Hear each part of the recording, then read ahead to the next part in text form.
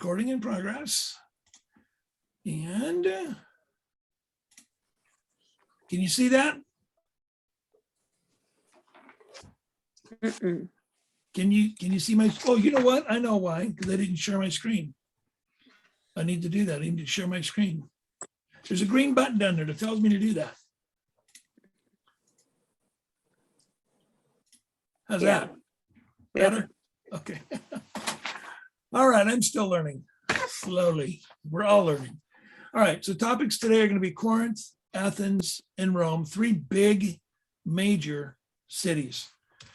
And here's our schedule. This is the final actual Bible study.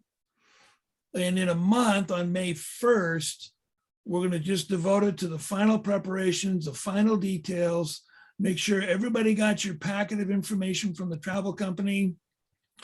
We will walk through all of that. I'll have another handout for you that I want you to have that'll answer a lot of information for you. I'll make sure you get that in plenty of time before our meeting happens, okay? So today we're going to talk about Corinth and Athens. Both of those cities are in Greece, as you can see there on the slide. And then we're going to talk a little bit about Rome as well. So on Monday, May 23, we will already have visited Cenchrea. We will have disembarked from the cruise ship, gathered to our bus, headed south, and we will go to Cenchrea. First of all, that little port that we looked at the last time we were together. And then we're going to drive on over to Corinth. And you can see in your notes that Corinth controlled two different seas or bodies of water. On the west side, over toward Europe, is the Ionian Sea, and over on the other side is the Aegean Sea that led to Asia Minor. Here's the thing, right there where that circle is on the map, that in the most narrow part of land, that's where Corinth is. And so because it was like a port city times two, a lot of traffic, a lot of sailors coming in and out of town. And you think about port towns like New York or Miami or Seattle or San Francisco or Tacoma, a lot of commerce, a lot of trade, and especially in Corinth, there was a lot of sin.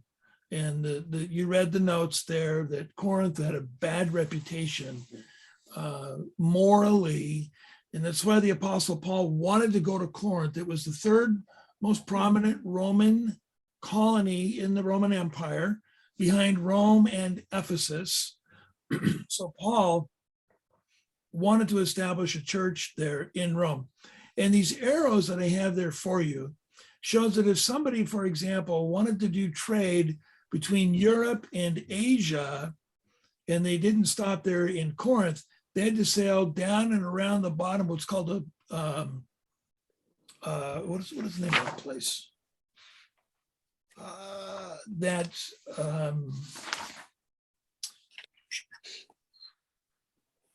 Peloponnese, the Peloponnese. It's that body of land down there just above, that peninsula just above those two areas. The sailors had to sail along that coast, and because of the type of sailing vessels and the lack of technology and equipment that we have now, they would sail as close to the coastline as they could. It was treacherous. It was really dangerous. So what they used to do was that they would sail their ships up into that, near that narrow land, their narrow strip of land. They would put their boats, their ships up on a dolly or on a trolley and drag it across the ground and then put it in the water on the other side. Here is a picture of that ancient road that was built way back when. This is, a couple thousand years old, and they would put a boat or a ship in that body of water, put it on a trolley or a dolly or something, and just drag it for a very long time. What they have done since then is you can see the satellite photograph. Wow. See that straight line straight across?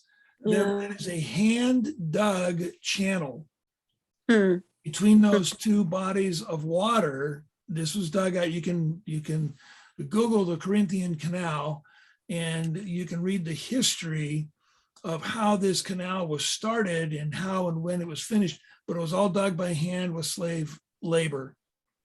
So I mean, it's one of those man-made structures you can see from space. So Are we there's going to that. see it? We're going to go there. Yeah, we're going to stop, and you're going to see it. This is what it Cool. looks like. A couple of bridges going across, and maybe there'll be a freighter ship or a cruise ship. Here's a little sailboat.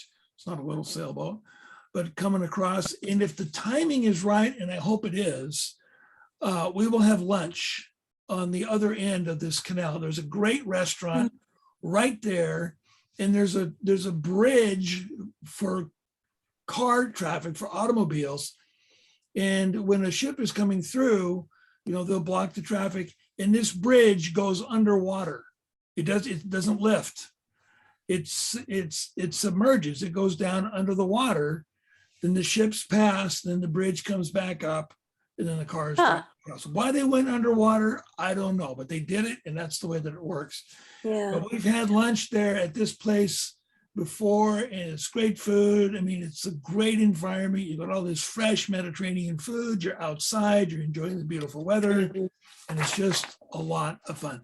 So this will be perhaps on the way to Sancrea, coming in from Athens down south a little bit. We'll stop and get out and take a look at this canal. It's really a lot of fun. I think you're going to enjoy that. How long is it? I do not know. You will need to go to Google for that. Okay. Yes, sorry, I don't know. I just Googled it and it said 4 miles. 4 miles. Hmm. There's your answer. Yeah. Good. Okay. All right. So here's a part of ancient Corinth. You're looking at the temple to Apollo. You can see that those are Doric capitals. You see, they're very simple. They're not scrolled like the Ionic. They're not intricately carved like the Corinthian. These are very simple, which means this is a very ancient temple, 400-500 BC or earlier. It's really old. This used to be a very large temple, and there's some ruins, and they've kind of reconstructed it a little bit. In the background, that mountain there is called the Acrocorinth, or Upper Corinth, like the Acropolis in Athens. Acro, like an acrobat, is something that's high in the air. And this is a structure on top of this mountain. And you can see just a little bit of an indication of some ruins on top of this mountain above Corinth, in the Acrocorinth. In biblical times, as your notes indicate, there was a temple up there where the sailors and others would go up to worship. There were 1,000 prostitutes up there, male and female prostitutes. So people would come there from around the Mediterranean area to visit this site. My first trip to Greece, I was back in my prime, back in my 30s. And my cousin and I tried to climb that hill, and we couldn't make it. It was just too much for us. So we thought, man, those guys must have been motivated back in the day to get up there like that. We just thought, forget it. It's not worth it. So here is a little bit closer. This is not biblical ruins. This is back in the Crusaders or the Muslims when they were controlling this part of the world. You can tell by the architecture, it's more Muslim. Or Ottoman when they controlled a part of the world. But these ruins are the result of having been conquered by another empire. But when we're in Corinth, we can look up to the mountain, and you'll see in the distance these edges of these walls. They used to protect, which would be a fortress up there, a lookout fortress, that now have been destroyed. So you also read in the notes some cultural insights that help to bring understanding to some of the Apostle Paul's writings, like bronze. Corinth was well known for their bronze, and how they used to use bronze instruments for sound effects for theater and so forth. And the Apostle Paul wrote, if I speak with the tongues of mankind and of angels, but do not have love, I've become like, a noisy gong or a clanging cymbal. And he's using language of the Corinthians to go, oh, I know exactly what you're talking about. The whole idea of different parts of the body has to do with the temple to Asclepius there, and how body parts made of terracotta were presented to the god of healing. Like if somebody has a deformity in their arm, they would make an arm out of terracotta in the way that they want their arm to look. And they would present it to the god Asclepius, asking that god to heal their arm. So archaeologists have found all these different body parts, and we might have a chance to see some of that when we're in the museum. There's a museum at Corinth that we'll have a chance to go in and take a look at. We will also walk over near to the theater that used to be there, and we'll look at this inscription. There's this man named Erastus. He's mentioned 3 times in the scriptures, and in Romans, he's the city treasurer, and he lived in Corinth. We can see that from 2 Timothy. And if you look at the image, you can see underlined in blue, in Latin is the name Erastus. This is the guy mentioned in the Bible. He was a wealthy man. He was a city treasurer. Can you see that? Mm-hmm. You see his name there? Okay. This is what it looked like when it was brand new. So this is a Photoshop of, there's Erastus, and it says Erastus paved this road at his own expense. So he's a wealthy person. He was a believer. He's a Christian. His name is in the Bible 3 times. You'll see his name engraved in concrete, in stone. So it's one of those things where you stand on location, you read it in your Bible, you see it on the ground, and you go, yep, okay, this is really cool. So it's a lot of fun. We'll be doing that. We'll also, let's see, do I have it here? I don't. Hang on a second here. Yeah. We'll also visit the Bema seat. It's in your notes there, the judgment seat. And the Apostle Paul built on that idea that we'll all stand before the judgment seat of Christ, the Bema seat of Christ. You'll see the Bema judgment seat in Corinth. And Paul wrote about that to the Corinthians. So he's using a lot of their culture. He's using a lot of their common vocabulary to communicate spiritual truth to them. All right, make sense? All right, so check this out. We're going to see statues everywhere. Not so much in Israel because it's a graven image, but we will see lots and lots of statues in Greece. We'll see a lot of them in Turkey. We'll see many of them in Rome as well. And this is what you're going to see. Understanding that this is not how it looked when it was first made. An artist would chisel these faces, these heads, these images out of marble, but then they would paint the statues. So back in the day, that's what it looked like. That's the same image, but it's been painted. The eyes are in there and some facial hair and color and those kinds of things. So in the first century, this is what the Romans, this is what the Greeks, the Corinthians saw. They didn't see the white, like we typically do. So that's a good representation of what those statues used to look like. We will also see, usually, that the nose has been broken off from most of the heads. And have we talked about this before? Did I tell you why this is so? Nope. Okay. Notice that the mouth is closed.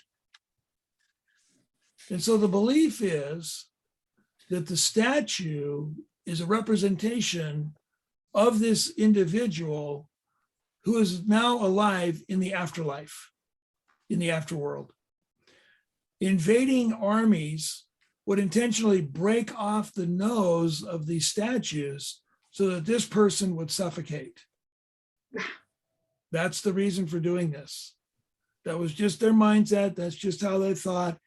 It's a symbol to the conquered culture that your God is dead, our God lives, because they would conquer the world in the name of their gods, and they would put out the other gods.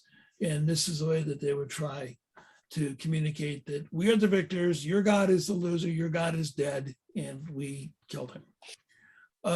Now, when we go to museums, especially when there's statues, the curators in the museums really frown on the idea of taking selfies with statues. They frown on that, lack, respect and all those kind of things. So this next picture I didn't take, but I think it's really kind of cute. So I just want to show it to you. You understand what's going on there? You ever play that game with your grandkids? I got your nose. Oh. Yeah. So if you want to discreetly do that, you can, but you didn't get permission from me, right? All right. We will also notice that many of the statues don't have a head. Does anybody know why they're missing their heads? They could change them when somebody else was in power. Absolutely. Yeah, they would keep the body the same because that took a lot of time to make that body. So the heads were transferable. And whoever was in power at the time, they would just put that person's head on the statue, and that person is the ruling emperor of the day. Whoa. Yeah, right, Paul? You go, Paul. Go, Yeah. Paul. You come up. Yeah. So that's what they would do. They would just swap out one head for another. I should have put my head next after Paul's, but maybe when we make a tour video, we'll do something like that. So you'll see a lot of statues without a head. That's by design. That's to save time and materials and all of that. Okay, any questions about Corinth? We're going to see a lot more when we get there. Our guide's going to walk us through. We will see part of the ruins for the synagogue that used to be in Corinth. And that's where the Apostle Paul went. He went to the synagogue, and we'll see a part of that structure where the Apostle Paul went when he was there. Did you talk about Corinthian Canal? Yes. Oh, okay. Yep. Showed him a couple of photos. And you were with us when we had lunch there and the bridge went down under the water. I don't think so. You don't think so? Okay. Yeah. Okay. So let's talk a little bit about Athens. Athens is one of those just amazing cities, and I'm so glad that you get to see it. So we'll go to Athens after we do Corinth. Hopefully, as I said, the timing will work out for us to grab lunch at the canal. I'm going to request that from our guide, see if we can do that. And then we'll get up into Athens. So we read in the scriptures that the Apostle Paul was brought to Athens for his own security. There were those who were out there trying to kill him. There's already a price on his head, so to speak. But they brought him to Athens and left him there, left the Apostle Paul there for a while. This is most likely what Athens looked like back in Paul's day. Some of these temple structures are still there. They've been there for nearly 2,500 years. We will see idols on these temples that the Apostle Paul saw and wrote about. If you remember, he said that his spirit was provoked within him because the city was filled with idols. We'll see the same idols that he saw. So in the foreground, you see that flat platform there. That is the Areopagus, or Mars Hill. It's been built up. There's tile and stonework to make it a flat area. In just a moment, I'll show you what the foundation, the bedrock of that looks like, because we'll go there as well. There's a set of steps you can go up to get on top of Mars Hill or the Areopagus. You'll see it from the temple area once you go up in the temple area as well. So this very well could be the most strenuous portion of our tour. Walking uphill to get up onto the Acropolis. Mhm. Getting up onto Mars Hill is not difficult, but you'll see that it's marble and it's a little bit rugged. But I think if you're cautious and just careful, just be aware of where you are and what you're doing, you should be safe. So you can see that the buildings are painted. All the paint is gone on these buildings. You'll see indications of paint if we go into the Acropolis Museum, which is new and it's fantastic, and I hope we get a chance to go in there to see that. So here's one of these iconic buildings that's in the Acropolis. You see this is the caryatids, that's what it's called, these women that function as columns. You see the capitals, their heads are actually the capitals on the columns. Here's a better picture for you. And you've seen pictures of this, but when you're standing there and you actually see them, it's really remarkable. Now, these that you're looking at, they're outside, these are copies. The originals are inside the museum because air quality, air pollution, acid rain is dissolving these ancient structures. Mhm. Yeah, the air pollution is an acid thing is ruining them. So they've made exact copies out of material that is much more resilient to the elements. And the originals are inside the museum here in Corinth. Some of them are in the British Museum. And so you'll have a chance, and I think it might be on our schedule to see the Corinthian Museum. Hopefully we'll have a chance to do that. So just fantastic architecture. And our guide will give us all the background to how these were made, when these were made, the science and the art behind it. So here's Mars Hill. Here's the Areopagus. This is this big marble structure. And we saw that painting recently where it was a flat platform. It had been built up, but since then everything has been torn out, torn down. And on the left-hand side, on the bottom left corner, you see a flat, paved area, and then you can see the stairs going up. Do you see that? And then if you follow through the trees up a little bit to the right, there's a couple of guys that are starting to go down those steps. So it's easy to get up and down off of this. It used to be that you just have to, climb it. You have to crawl to get around. And you don't have to do that anymore. It's much easier to get up and around.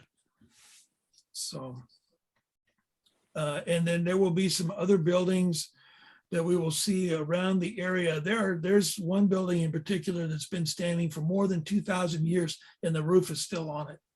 It's just incredible. Yeah, we'll see that. This is the rooftop of our hotel in Corinth. So in the evening, when we're done, you've got a little time, you want to relax, you want to go up on the rooftop, you're going to look out and you're going to see the Acropolis. It's just a stunning view.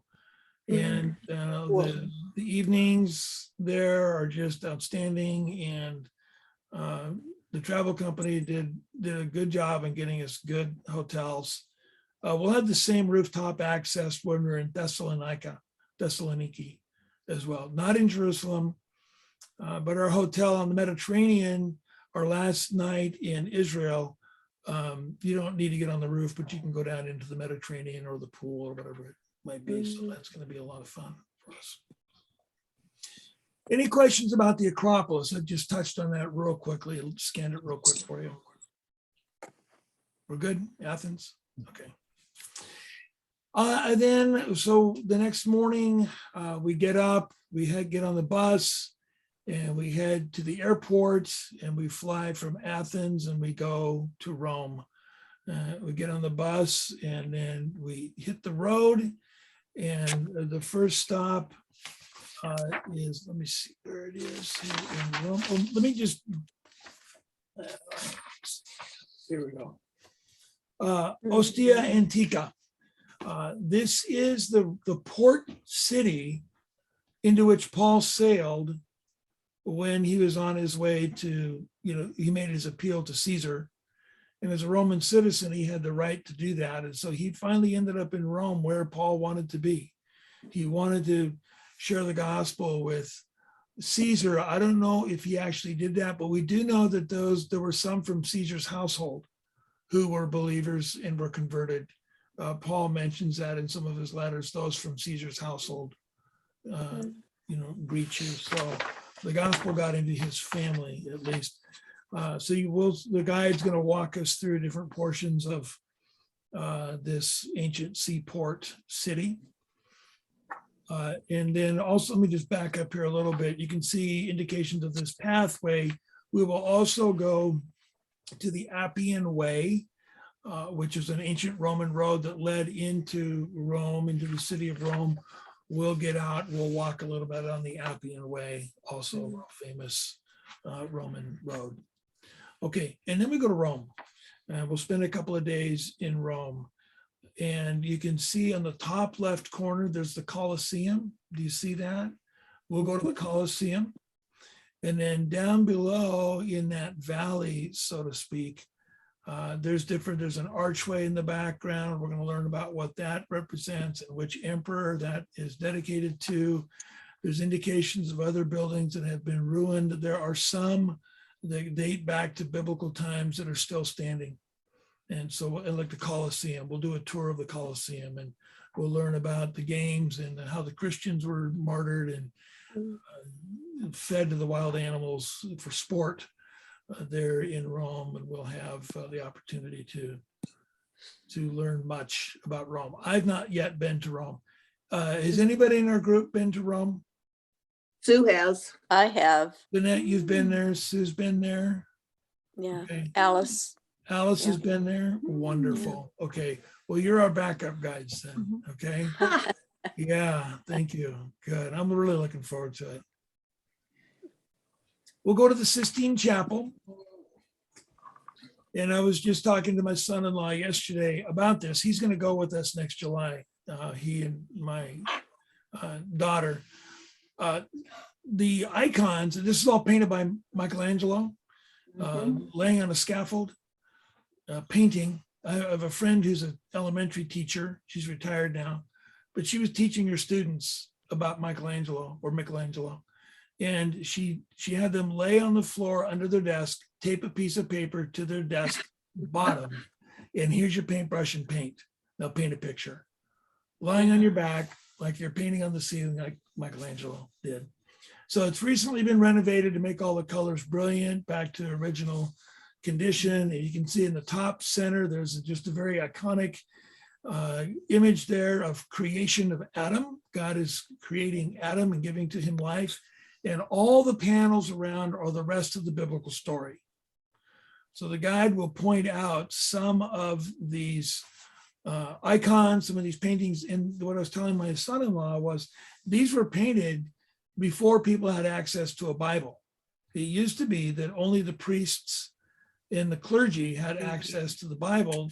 People were illiterate. They didn't know how to read, but most of them could look at a picture. So this was their scripture, so to speak. They would see the pictures and it would tell the Bible story. That's what the icons are all about. So we'll go to the Sistine Chapel and we will go to other places in near the Vatican, to other museums to see other antiquities. A lot of what is happening in Rome is connected to the Catholic Church. A lot of it is connected to tradition, but we still want to go because it's also connected to the Apostle Paul in his ministry there in Rome. But if you're in Rome, you do not want to miss the Sistine Chapel. It's just one of those things. And of course, the Colosseum. We'll have a chance to go there and go in and do the tour underground and so forth, and learn much about that. A couple of my kids have been here. My brother's been here. My parents have been here, and they say it's just fantastic. So now those of you who've been to Rome, you've been to the Colosseum, correct? Yep. Yeah. Okay, good. Good. Have you been to the catacombs? No. No. Okay, Lynette. Okay, Yeah. so not. All right. A little creepy. Not all the catacombs look like this, but these are, who wants to tell us? Lynette, what are we looking at here? What can you tell us? He's, We're looking at dead people. You're looking at Yeah. dead people, you're looking at Bodies. skulls. Yes. Yeah. So they make art out of this. Mhm. You can see femurs, you can see, up on the right there on the ceiling, there's some pelvises or pelvi, whatever it is, the plural of pelvis. You can see, part of, backbones and just, I see, scapulas, shoulder blades, and just all sorts of parts. They turned it into art and they decorated this place. These are, it's just strange. It's a little bit different, but it's a part of what we're going to see. Now, first century Christians would hide in the catacombs. We'll hear the story. We'll see the images in first century and beyond. So it's a part of what we want to visit when we're in Rome. Okay.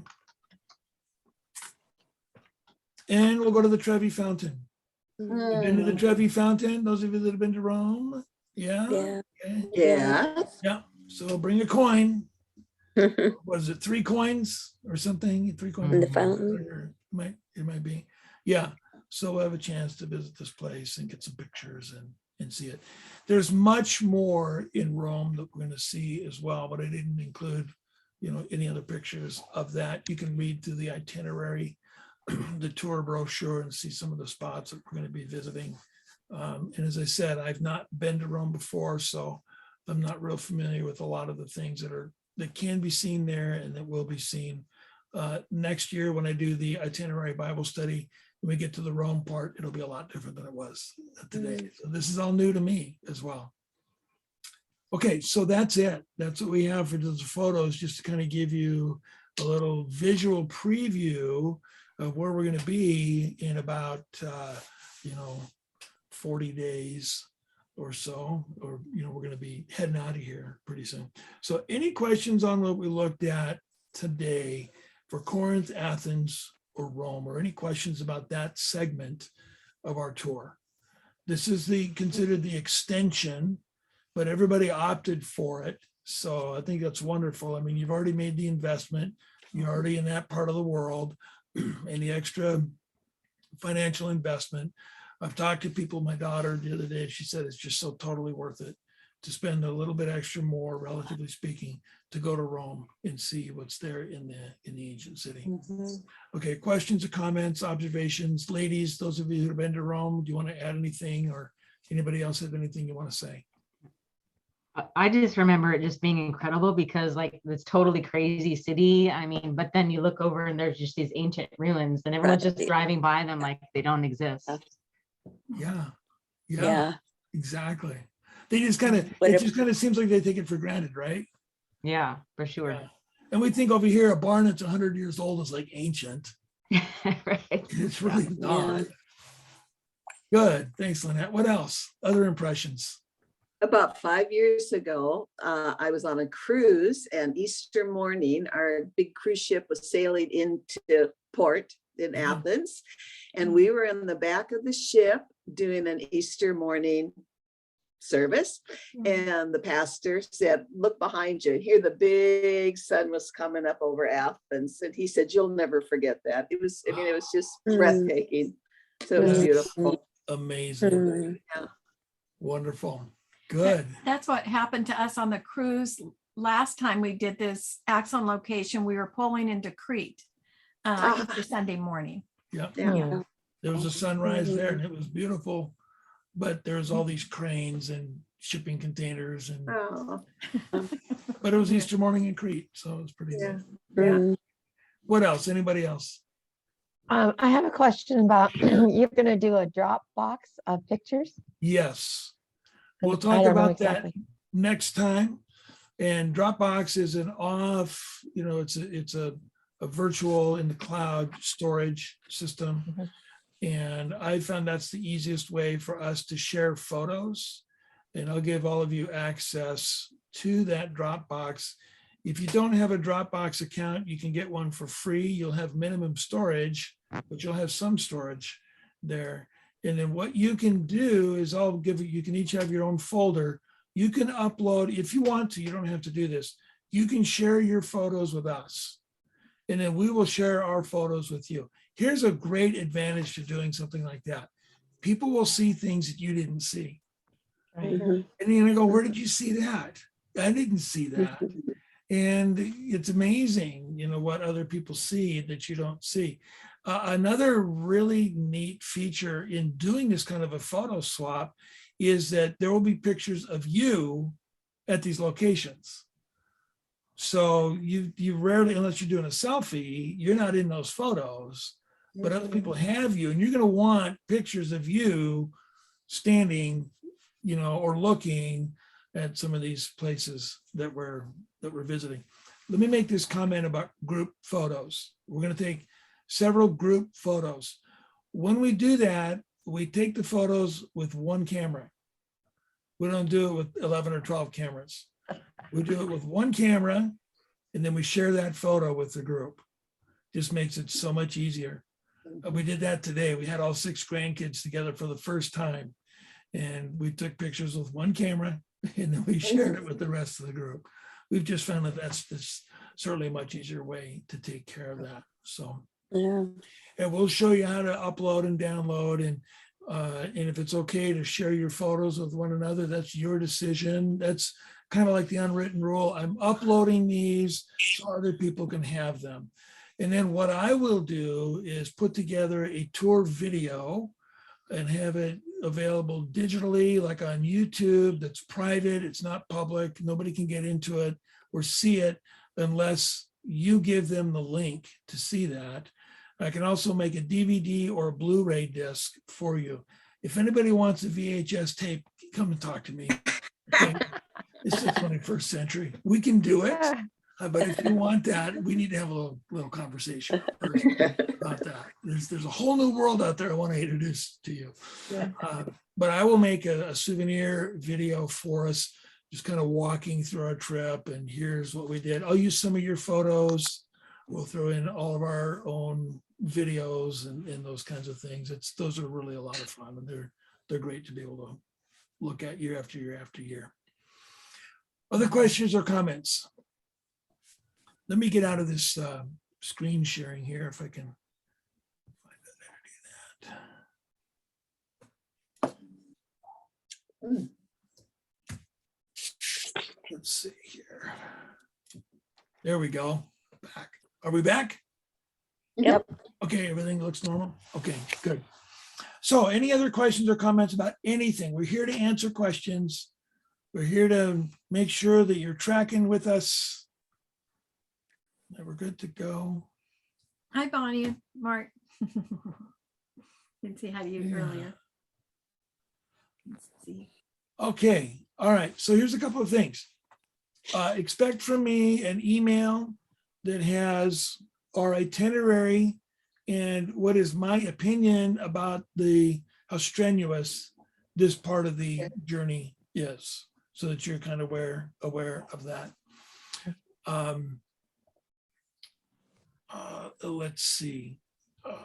You will be getting some information from the travel company in the next couple of weeks. I'll be getting, that might be all digital for you, but they're going to be mailing me a package, and I'll get that material to you as soon as I can. I want you to have it as soon as possible. And that might be a printed copy of your plane tickets or of your itinerary. At least everything is digital. And any kind of a little travel bag or something, whatever, your name tag, etc. That's coming up as well. And then in a month, we're going to have our final meeting, which is like 2 weeks before we leave, less than 2 weeks before we leave. And we'll go back over a lot of the protocol in terms of what a typical tour day looks like. How do we handle passport control and security? How do we handle what we're doing at the hotel, on the bus? We'll talk about money. We'll talk about food, security, cell phones, computers, tablets, Wi-Fi, all those kind of things that we need to know about. talk a little bit more about protocol on the cruise ship, how that is all handled, how we do that. Someone was asking about adapters. Yeah, European we'll talk adapters. about that, electrical adapters for chargers. If you do not have a good pair of shoes for walking that can give you some pretty good, you don't necessarily need ankle support, but good arch support that are comfortable. If you don't have them, if you're planning on getting some for the trip, now's the time to get them and wear them, break them in. They don't have to be brand new when you're on the trip. If they're brand new on the trip, you might get blisters and you don't want that. So the time, if you're going to get shoes, is to get them now and break them in and get used to them. So Joanne now is starting to pre-pack. She's thinking about what am I going to bring? What am I going to wear? Because she's going to start doing some shopping if she needs to. And I'll remind you in a couple of weeks or next month when we visit again, when you're done packing, take out half the stuff in your suitcase because you don't need it. What I did with pre-packing, I just packed half my suit. I just packed half my suitcase and I was able to put in enough to wear for the 10 days or 14 days. Yeah. And just put it in half the suitcase and then you got plenty of room For souvenirs. yeah. Yeah. And weight, Yeah. then you won't go more than 50 pounds Right. Yeah. coming back. Yeah, we'll talk about suitcase dimensions and weight. I'll say this now, we'll say it again. You're allowed one carry-on and one personal item, flying from here to Toronto and to Tel Aviv. But when you go from Athens to Rome, you're only allowed one carry-on. And if you bring a personal item or a carry-on, if you bring two, they're gonna charge you to store it somewhere else. So I'm going to just strongly encourage you just to bring one carry-on item and keep it as small as you can. Some airlines are beginning to charge by the pound for carry-on items. So make it light if you can and try to travel as lightly as you can. We'll go over suitcase dimensions. It's already in the notes we've given to you in the past, but we're going to go over it again just to make sure. And weight for the how heavy these bags are and those kind of things. Want to make sure that there's no disappointments or problems in that way. We'll talk about how your luggage will be inspected before we leave Israel and when we get back to the States, how we process all that. So that's an important part of traveling. Good. What else? You had mentioned that you bring cash for tipping the drivers. Mhm. And I thought you had said that everything was included, that the gratuities were included. So Good this question. is optional. Yeah, good question, Alice. Yeah, all the tips, gratuities are covered for everybody in the group. The travel company takes that money that you've already paid and they send it to me as a check. I cash it and then I'm carrying the tips for the whole group. Okay. Okay, yeah, I should have made that more clear. That's how that works. So you don't need to worry about tipping anybody for anything. At restaurants, I think America is the only country where they tip table servers. Nobody else does that. So Right. And don't expect that you need to do that. you put it all designated in envelopes before the trip. So Yeah. you just hand them the envelope. Yeah, I've just got a little system that I use Yeah. that makes that work. Now, we will again talk about how much cash you need to bring, because if you look at the itinerary, some of these stops, we need to buy, well, just about every day you're gonna need to buy lunch. And you need to be ready for that. I would say maybe 10 to 15, maybe even $20 per meal. Things are getting expensive, right? I don't know what those rates are overseas or in Europe. I don't know. So I think a good rule of thumb would be $20 per lunch. Here's the bonus. If you don't spend $20 for lunch, you got $5 for an ice cream bar later on, right? Or fresh pomegranate juice, which is amazing. If you've not had it, you will, and I'll see to it that you have fresh pomegranate juice. It's wonderful. You're gonna love it. What helped me is wearing one of those waist money wallet purses that you get at the travel store. You put under your, you wear it on your waist, it has a zipper on it, but I put my passport in there and my medical card and the bulk of my cash. So what I'm carrying with my overhead shoulder, the bag, is just cash for that day. So if someone steals that, my ID and plane tickets are not lost. They're all in they're on my person. Dan wears a vest and he has all these zippers. I don't wear the travel vest. So I have secret zippers. I know, but I don't. So do we change our dollars for euros then? Good when we get question. there? Good question. The last I heard, it may be changing. Every country will take dollars. Okay, the US dollar is still the preferred currency globally. So these countries that we're going to, they are constantly getting a lot of their tourists coming in from America. People prefer to trade with dollars. So you don't need to convert to shekels in Israel or lira in Turkey. I think that's anyway, different, whatever currency they use in Turkey, or, Greece and in Italy, which is euros. You don't need to convert. You don't need to convert. You can if you want to, realizing that there's going to be an exchange rate there and it's going to cost you a little bit of money to swap it out. They will often give you change in their local currency, which is a souvenir at that point. Okay. Yeah. Good question though, Jean. Good. What else? Okay. I think that's going to be it for today. So I'm looking here at the schedule. We launch in 40 days. And we'll have I know it's going to be great. We have, another meeting in a month and we'll go over all these details and we'll talk about when and where and how we handle all this. Just a big point, just one more big point. You are responsible to get yourself to SeaTac International Airport with the exception of, where did she go? Sally's not here. Okay. With the exception of Sally, she's flying out of Baltimore. She'll meet us in Toronto. You are responsible to get yourself to SeaTac Airport, okay? And I'll just tell you this, if you're not with us when you check in, we're gonna wait for a while, but not for a long time, because I wanna go on this trip, okay? Dan, can I have your email address, please? Yeah, you sure can. I've got a handful that I use, probably, why don't you do dan@cascadiachurch.org.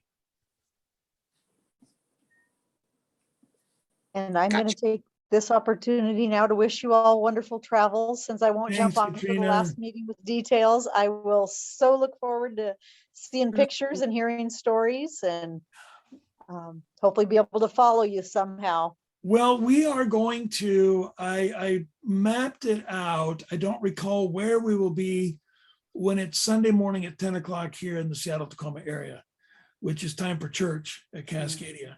But we will do Facebook Live at that time, 10 o'clock on that Sunday morning. And you'll know, Katrina, we'll let you know about that. So you can Fantastic. check in and we'll give a report. And I usually do that on my phone and we usually pass the phone until somebody hits the off button. And then, we start again. It's usually goodness or mercy that does something like that, within the group. So, we try to make it fun and we try to stay connected to people. And every now and then I'll go Facebook Live wherever we are, if it's Sweet. some epic place. We'll put that up there. So you're on Facebook, Katrina? Absolutely. Okay. All right. Good. I Excellent. look forward to it. Thank you. All right. Yeah, we'll see y'all in a month. And stay out of trouble. Expect an email from me. It's coming up here soon. All right. Okay, perfect. All All right. right. Good night, everybody. Great to see Thank you. you. Bye. Travels. Bye. Bye-bye.